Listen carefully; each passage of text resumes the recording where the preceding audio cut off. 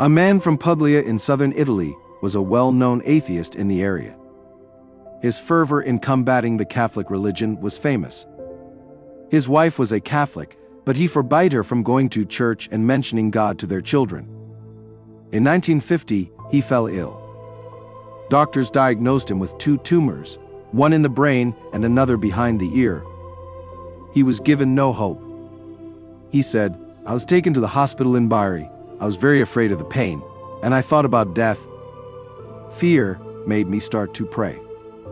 I hadn't prayed since I was a child." I was transferred from the hospital in Bari to Milan for surgery.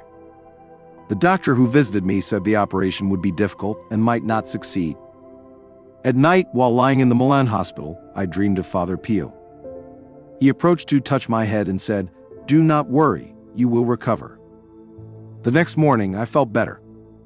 The doctors couldn't believe the improvement in my condition and were convinced that surgery was still needed.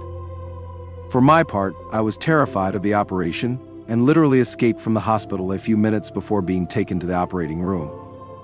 I hid in the home of a family member living in Milan, where my wife was staying overnight.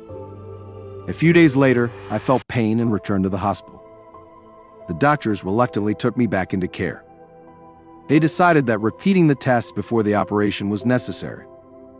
After analyzing the results, they were extremely astonished to find no traces of the tumor. I was amazed for a different reason. During the tests, I smelled violets, and I knew it was a sign of Father Pio's presence. Before leaving the hospital, I asked for the bill for medical services, but the doctor said, "I did nothing to cure you, so there's nothing to pay for." After returning home, I went to San Giovanni Rotondo to thank Father Pio. I was sure he had healed me. When I arrived at the monastery, I felt pain again. It was so strong that I fainted.